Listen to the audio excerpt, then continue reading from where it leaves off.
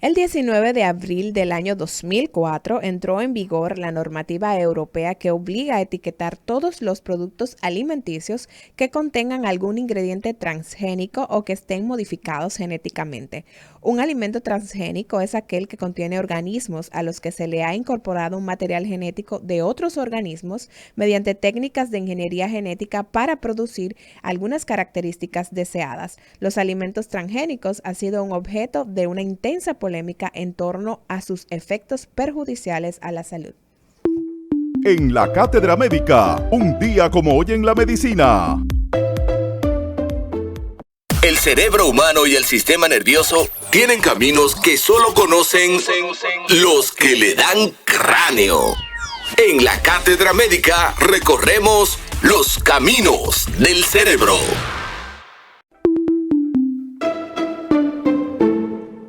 Muy buenos días, nueva vez a todos los amigos de Cátedra Médica. Hoy tenemos la oportunidad de conversar con la doctora Ana Robles, quien es neuróloga. Ella es clínica, la parte clínica de las ciencias neurológicas la aborda la neurología, y ella es experta en dolor de cabeza, presidente fundadora de la Sociedad Dominicana de Cefalea, y además fue presidente de nuestra Sociedad Dominicana de Neurología y de Neurocirugía. Muy buenos días, doctora Ana Robles. Buenos días a todos, ¿cómo están? Muy bien, con mucha lluvia, con leptospirosis, con una alarma mundial sobre la gripe aviar, y en los menesteres de cada día aquí, pues hoy vamos a estar conversando con usted sobre una enfermedad. Se te olvidó la sarna.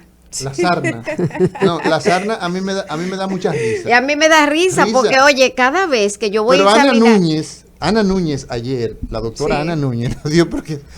Toda la vida. Eso es algo común. Dermatología, del Instituto de Dermatología nos hablaba ella ayer, y por suerte la Sociedad Dominicana de Dermatología produjo un comunicado en el fin de semana diciendo, señores, ¿qué espaviento es este? Uno de los asuntos en el examen neurológico es que yo me he cuidado toda la vida es de la sarna, porque generalmente o con mucha frecuencia los niños, yo trabajaba en un hospital de niños, y los adultos, cuando tienes que tocar y tienes que hacer un examen neurológico completo, como Dios manda, y no necesitar, todo ha cambiado mucho. Con mucha frecuencia yo obtuve mi sarnita. Sí. En el contacto que hay de la práctica, de hecho, en muchas ocasiones donde hay situaciones que tú sospechas, pues ponte guante en muchas ocasiones para evitar el contacto. Pero da pena que el Ministerio de Salud, no sé si es Secretaría o Ministerio de Salud de Haití, le traza la agenda a la República Dominicana. Es una cosa, además nos dejamos de forma cándida llevar imágenes que no corresponden a la enfermedad. Se publican en los medios digitales con los que hoy contamos de manera, pues, digamos, es una hipercomunicación o una hiperdifusión lo que hay de las informaciones, y unas fotos que no corresponden a la enfermedad se le pone a pie de página sarna. Entonces no estamos hablando lo mismo, estamos desinformando. Y un amigo me llamaba en el fin de semana, mira, esto no corresponde, estas no es las lesiones típicas. Lo que pasa con la sarna es que produce mucho escozor, mucho prurito, y hay que estar rascándose, como dice el pueblo, dándose mucha uña, y esa es la característica principal. Se puede infectar, como no, se puede infectar lacerar la piel, y entonces los microorganismos que están en la piel pasar entonces a la epidermis, entonces provocar una infección. Pero hoy vamos a estar conversando de un tema que decíamos en la introducción del programa, doctora Ana Robles, neuróloga, que es uno de los capítulos más interesantes, que más investigaciones supone día a día, que es la enfermedad de Alzheimer. Y solamente en Estados Unidos hay cuantificado unos 6 millones de norteamericanos que viven con la enfermedad. Estamos hablando de una de las principales causas como enfermedad degenerativa, de trastornos de memoria y de demencia. Es la más prevalente de todas las causas de trastorno degenerativo y sobre todo que causan alteración de la memoria y otras funciones cognitivas. Entonces es muy importante comenzar diciendo que no todo el que tiene demencia tiene Alzheimer. Ok, eso es lo primero, ¿no? Eso es lo primero. Alzheimer es un tipo, el más conocido y el más prevalente de los trastornos neurodegenerativos progresivos que causan deterioro cognitivo. Y entonces, ¿qué es la demencia y qué es la enfermedad de Alzheimer? Bueno, es un trastorno neurodegenerativo progresivo causado por ciertos procesos dentro de las estructuras cerebrales y en áreas específicas del cerebro por mecanismos conocidos, por depósito de del beta amiloide, que es prácticamente lo que tiene que ver con la alimentación y de ciertas neuronas y la proteína tau, y eso causa lo que se llaman las placas seniles y los ovillos. Entonces, cuando hablamos de neurovasculares. Exacto. ¿Sí? Entonces, la gente que nos está escuchando hoy en Cátedra Médica debe tener bien claro que no todo el que tiene un trastorno de demencia sufre de Alzheimer. No sufre, es el más prevalente. Ahora, es el más frecuente y es el más prevalente, como decía. Exacto, un 80% de todos los casos de demencia es Alzheimer. Es Alzheimer. Es Alzheimer. Exacto. Entonces, es muy alto. Pero que a veces no viene solo. Sí. A ver, entonces. Sí, o sea que en una de las cosas importantes en la práctica médica nuestra es cuando el profesional dice Alzheimer y se olvida de que, primero, ¿cómo se caracteriza? La pérdida de la memoria, pero no solamente la pérdida de la memoria. ¿Y qué pasa con el pensamiento? Exacto, de otras funciones cognitivas se altera completamente, de otras funciones cognitivas importantes. Pero, por ejemplo, no siempre tú notas una pérdida de la memoria reciente, y la memoria a largo plazo se altera posteriormente. Digamos, Ana, cuando usted dice la memoria reciente, lo que pasó cuando, ayer, antes de ayer. Recientemente, y la incapacidad de recordar lo que se hizo. Exacto. Entonces, fíjate una cosa, hay muchos casos que se nos pasan desapercibidos porque el problema está en el tema de la memoria de trabajo, de la memoria ejecutiva. Exacto. Incluso el test Mini-Mental Folstein Test, que es facilísimo de hacer, uno de los fallos en la práctica nuestra que hemos tenido es que no profundiza mucho en cuanto a los hallazgos que nos dan la memoria de trabajo, la memoria ejecutiva. El Mini-Mental Folstein Test. Ese Mini-Mental que utilizamos tanto en medicina, lo utilizamos desde que estamos dando semiología, por ejemplo, clínica, hablamos de él. La gente que nos escucha, ¿pudiéramos nosotros hacer una prueba con la gente que nos está escuchando sobre el Mini-Mental? Si quieres yo te la puedo hacer aquí porque yo me lo sé de memoria y el MOCA más, pero te voy a dar un dato. No, pero te lo digo, Ana, para que la gente que nos está escuchando se pueda dar cuenta de lo que estamos hablando en una conversación entre médico y paciente. Es un test que a veces los pacientes van y te dicen, muchos pacientes míos me dicen, doctora, hágame el test de demencia. Sí. Hágame el test de Alzheimer, dicen. Pero yo no, yo estuve, yo iba todos los años a Estados Unidos en enero al Human Amyloid Imaging. O sea, es una reunión que se hacía en enero de cada año y lo hice por 12 años y cada vez había menos, porque desde las primeras técnicas de PET scan, cuando se comenzaron, cuando el PET scan y todos los años ya se descubrían y se hacían cosas nuevas, estaba el que descubrió el MOCA test, el Montreal, que es el test de Montreal. Y en esa época se le había hecho recientemente ese test a Donald Trump. Y Donald Trump mostró en el MOCA 30 de 30 el puntaje final. Y a él le preguntaron en ese meeting que qué opina él, y él dijo, no, este test solamente evalúa la cognición, no el comportamiento. Entonces, o sea, ¿qué significaba que para la gente que nos escucha que en este test que se le aplicó a este gran personaje, sí, presidente de los Estados Unidos, es presidente, dio 30 de 30? 30 de 30, o Sí. sea que él estaba muy bien en la parte, en todo visoespacial, en la memoria Pero reciente. no en el comportamiento. Pero no en entonces es que es un iraquí, entonces el diario New York Times publicó el test y publicó el resultado.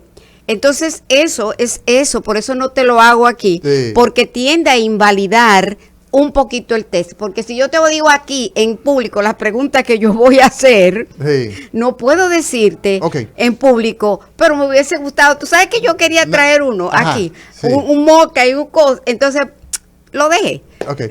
Sí. Ana, doctora Ana Robles, neuróloga, experta en cefalea, hoy hablando de Alzheimer, la enfermedad más común que provoca demencia. ¿Qué pasa con el comportamiento del paciente que tiene Alzheimer? ¿Qué Sí. pasa con esas habilidades sociales? ¿Qué pasa con el tema del pensamiento? Sí, mira, una cosa importante es que este tipo de pacientes tiene hay varias etapas de la enfermedad. La etapa preclínica de la enfermedad, que después ¿Qué es de, eso, o preclínica? sea, antes De de que que nos se demos manifieste. cuenta. Ok. Entonces, lo que yo quiero incentivar aquí, a mí no me gusta nunca dejar un mensaje negativo, sino más esperanzador, y es que la enfermedad de Alzheimer, nosotros debemos tratar de diagnosticarla en las fases preclínicas de la enfermedad, o sea, antes de que se manifieste. Porque cuando tú vienes a verlas, debe tratar 30 años antes. Y entonces cuando tú tienes un paciente que tiene ciertos factores de riesgo para padecerlo, no solamente la edad, que es el principal factor de riesgo, sino incluso antecedentes familiares, la presencia de algún tipo de cromosomopatía, específicamente en la enfermedad de Down, los pacientes que tienen triplicado el cromosoma 21, son los pacientes que tienen tendencia a veces a hacer más Alzheimer que otros. Y por lo demás, los factores ambientales que podían incidir en que se manifieste o no la enfermedad. Entonces, nosotros definitivamente debemos insistir en que la población debe estar atenta, y las personas que se sientan amenazadas por una razón u otra, por algún tipo de riesgo o antecedente, tratar de llevar una vida lo más sana posible y sobre todo socializar mucho, porque el socializar, el interactuar con las personas, eso mantiene las conexiones cerebrales intactas y cada vez mejor, el hacer los juegos y esas cosas, y sobre todo la dieta, que es muy importante. La alimentación. La alimentación, específicamente se habla de la dieta mediterránea. Tú sabes que a mí basada en aceite de oliva, Ah, en legumbres, nueces. nueces Sí. que son riquísimas y hay que pescado, reaprender. salmón, y aquí en un país donde a veces es difícil comprar espaguetis con arroz y habichuela, eso es lo que yo me pregunto. A veces, cuando A veces es veo- difícil comprar arroz con espagueti, ¿verdad? A veces es Entonces, difícil. la dieta mediterránea La que dieta supone más salmón, supone sí, aceite de oliva. exacto. O sea, entre salmón y aceite de oliva hay como 2,000 pesos. pescado, aceitunas. Sí. Y no para una familia completa. 50 millones de seres humanos en todo el planeta se estima que viven con la enfermedad de Alzheimer. Entonces tú has dicho una cosa que a mí me luce bastante interesante. Los signos tempranos de esta enfermedad, doctora Ana Robles. Dices la importancia que tiene de que antes que se den las manifestaciones clínicas, pues quizás tener la posibilidad de ir preparando escenario. ¿Cuáles son los signos tempranos de esta enfermedad? A veces, una paciente o un paciente que tenga un cuadro depresivo inexplicable, la depresión mayor podía ser un tipo de manifestación, pero sobre todo te voy a ejemplificar algo. En los signos tempranos del Alzheimer, los pacientes comienzan a preguntar mucho y a repetir lo mismo muchas veces. tú le dices, ellos te hacen una pregunta y no ha pasado unos segundos, vuelven y te hacen la misma pregunta y repiten lo mismo. Y eso es de las cosas muy que se ven con cierta frecuencia. El aislamiento, la falta de interés por algunas cosas. Esos son de las cosas que nosotros debemos tomar en cuenta que podría ser un signo temprano de la enfermedad. Y las habilidades, digamos, en lo que hacemos en el día a día, sí, se pueden trastornar sí, de forma temprana. Lo que podría uno interpretar como un olvido cotidiano. El olvido cotidiano. Sí, que se me olvidó la llave, que se me olvidó la llave, que eso, pues eso no importa, son olvidos cotidianos. Y también así, no podemos exagerar y alarmar a la población de que porque si fuera así, yo estuviese diagnosticada, ¿entiendes? Tú sabes, o sea, hay olvidos verdaderamente y cosas que no pueden ser necesariamente considerados como enfermedad o demencias, vamos a decir, porque no todas las demencias son Alzheimer. Pero estamos hablando de que entre el 60 al 80% de las demencias sí son Alzheimer. El 80%. Estamos hablando de Sí. un índice bastante 80%. alto. La gente que nos sigue hoy a Sí. través de Rumba, a través de Premium 101.1 en todo el Cibao y a través de las redes sociales @Rumba 985 FM, eso es Instagram, podemos hacer contacto a través de las líneas telefónicas 809-682-9850 y desde cualquier punto del planeta 833-380-0062. Doctora, yo conozco a una persona que debe tener algunos 60 años y él dice, yo me mantengo estudiando para mantener mi cerebro en actividad y cuidarme de padecer Alzheimer en el futuro. Eso es cierto, o sea, Es si yo me cierto. mantengo aprendiendo y haciendo y manteniendo mi cerebro en actividad, ¿es una manera de prevenir esta enfermedad? Mira, deja decirte una cosa importante. Si tú no tienes factor de riesgo, porque tú no tienes el factor familiar, hay familias que tienen esta predisposición porque tienen algún antecedente de que alguno de los padres o ambos sufrieron Alzheimer. Esa persona debe comenzar a hacer este tipo de cosas. Aquí cuando yo oigo a los científicos de aquí hablando de leer, señores, el leer es bestia para el cerebro. Lo que se necesita para leer un capítulo es demasiado consumo energético cerebral, mucha concentración y también una serie y los hábitos. Entonces, una persona que ya tenga ese antecedente y que haga eso, y si mucho mejor no tiene el antecedente de que ha tenido familiares con Alzheimer, eso es una excelente medida. Eso es una excelente y es así. Doctora, usted mencionaba que se pierden algunas funciones cognitivas a medida que esta enfermedad va avanzando. Una de ellas, la memoria. ¿Cuáles otras funciones puede perder el paciente? Mira, inicialmente puede ser la memoria generalmente a corto plazo, porque la memoria a largo plazo se pierde ya al final, ¿no?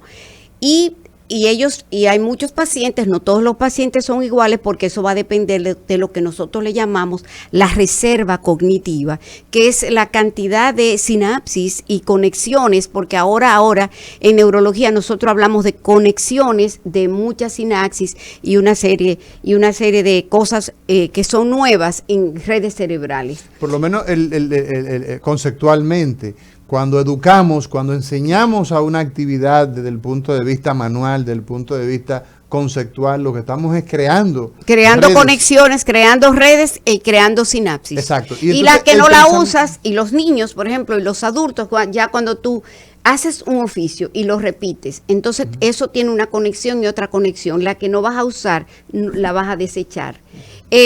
Entonces... pensamiento y razonamiento, por ejemplo, el tema de los números. ¿Qué pasa con estos enfermos de Alzheimer? Hoy, capítulo de Cátedra Médica. Vamos a decir de demencia, ¿verdad? Mira, ellos pierden la capacidad del cálculo. Del cálculo. Exacto. Hay problemas visoespaciales. importantes, o sea, a veces no saben dónde están, no saben se pierden en lugares. En lugares ya conocidos. Exacto. En lugares Salen, ya por conocidos. ejemplo, para el mercado y de repente entonces... Exacto, no saben dónde están, de repente no saben dónde están. Y en la propia casa, doctora. Y en la propia casa comienzan a encontrarse en lugares como extraños. Se olvidan de los nombres. De los familiares. Anomia, por ejemplo. Yo tuve un paciente. ¿Qué es anomia? O sea, el no reconocer nombres de las personas, o sea, que se le olvida el nombre de su secretaria. Exacto. Ese señor, eso fue inexplicable, o sea... Que se ha pasado más tiempo con la secrataria trabajando, que la ¿no? esposa. Que con la esposa, por ejemplo. Y también se le olvida el nombre se olvida de los el hijos. nombre que se te olvida el nombre de tu esposo. ¿Entiendes? O se te olvida el nombre de tu ayudante. Hay gente que sí, eso le sería bien. Me Oye, pa- pero son unos malvados. ¿Qué No, pasa con la finanza mira, de y esta lo persona, otro, doctora? No, eso lo vamos a dejar para el final. Al final. Sí, pero mira una cosa, hay otro tipo de manifestación, Amaury, que es un tipo de demencia que se llama afasia motora primaria. Afasia motora primaria. Sí, ¿Qué es esos pacientes que tienen problemas con la comunicación, Ok. con el lenguaje, ya sea de expresión, básicamente de comprensión y de expresión, este tipo de pacientes que no tienen ningún tipo de lesión demostrable, vascular o tumoral o lo que fuera, y hacen ese síndrome que se llama afasia motora primaria, actualmente es considerado como una patología dentro del síndrome demencial y un tipo que podía ser a veces parte del continuum que ocurre en los pacientes que tienen demencia. Pero yo te decía que Alzheimer tampoco viene solo. Exacto, es un combo Es en un muchas combo. ocasiones. Entonces, cuando hablamos, para que la gente que nos está escuchando, cuando hablamos de afasia, es un trastorno del lenguaje. En este caso, motora, es un problema para producir la palabra, ¿ok? Entonces, esto para que la gente nos entienda. Decía que no viene solo, es un combo. Sí, porque generalmente se relaciona con trastornos endoteliales de microcirculación y no necesariamente ser demencia vascular. Cuando nosotros comenzamos a evaluar desde el punto de vista neurológico un paciente, nosotros diagnosticamos síndrome demencial. Y cuando nosotros comenzamos a hacer la investigación es para decir que no tiene y descartar otro tipo de O patologías. sea, lo primero que hacemos entonces, doctora, es establecer si hay demencia o no hay demencia. ¿verdad? ¿Y qué tipo? Exacto. Si esa paciente corresponde a los criterios de una demencia vascular, de un llamado Que sería la infarto. segunda más frecuente. ¿no? Exacto, de un infarto estratégico en la región frontal o a nivel del hipocampo, que son las áreas donde más se afectan. Esas son áreas de nuestro cerebro que son Sí. las que más se ven comprometidas, ¿no? Exactamente, pero no todo el que tiene un infarto tiene demencia vascular. Sí, es que esto es muy Sí. complejo, por eso la importancia que la gente sepa, primero, las características, dónde recurrir, dónde ir, dónde buscar ayuda. Por eso nosotros traemos expertos, gente que tiene solvencia científica y solvencia moral, gente seria también, porque no se puede mezclar las cosas, para que bien ayude. Doctora, ¿por qué se produce el Alzheimer? Usted lo dijo al principio, dijo un introito, pero ¿por qué se pierde esa capacidad de conexión? Las neuronas se comunican a través de sinapsis, se Sí. ponen en contacto, pero usted nos ha dicho que hay unas proteínas. ¿Cómo se produce la enfermedad de Alzheimer? Bueno, se produce por lo que se llama neurodegeneración. Neurodegeneración. Se van pero poniendo viejas las neuronas. se van degenerando. Se van degenerando. Porque no necesariamente la neurona tiene que ser vieja. Ella la pone vieja y la pone atrófica. Pero el cerebro se va atrofiando. En el caso de Alzheimer vemos, por ejemplo, Sí. Estudios interesantísimos. Pero de es que neuroimagen. esté atrofiado no quiere decir que sea viejo. Ok. Ok. Eso es verdad. Eso es verdad. Exacto. Eso es cierto. Exactamente, o sea. Y me viene a la memoria un ejemplo muy particular que no lo voy a mencionar, pero es Sí, así. sí. Es así. Mira, es la presencia de la proteína beta amiloide. Es como una dijimos. proteína, entonces, que se encuentra. Sí, que esta proteína lo que hace es cambiar la composición de la proteína tau. Ok. que es una proteína que vamos a decir que cuando se desfosforaliza, Que por eso es muy técnico, doctora. Yo lo que diría, cuando se daña, cuando se daña, que exacto. cuando se daña, ¿qué es lo que hace la tau? Pero- La proteína tau lo que es la que le suministra los nutrientes Ujú. a las estructuras cerebrales. Exacto. Y entonces si eso se daña. entonces el cerebro también se daña. Y hay una imagen que quizá para la gente que nos está escuchando Ujú. a través de nuestras plataformas hercianas y las digitales sería interesante. Imaginemos que nosotros tenemos nuestras dos manos y que cada mano es una neurona. Y en el medio entonces ponemos un aislante, un papel. Quizás esa imagen pudiera establecernos, ¿no? Como que el deterioro de esa de esa conexión, pudiéramos nosotros ejemplificarlo.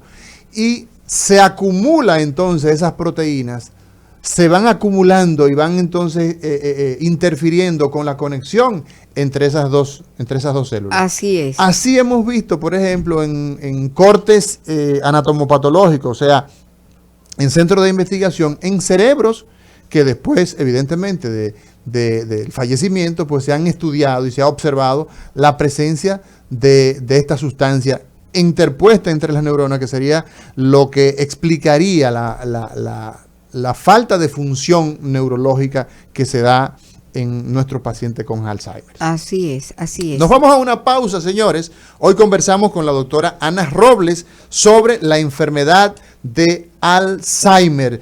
Nos queda pendiente muchas cosas. Hay que ver cómo se comportan los pacientes con Alzheimer, doctora, y las finanzas. ¿Qué pasa? ¿Se pone la gente mala paga o es que se le olvida pagar? Cátedra Médica, porque la salud merece respeto.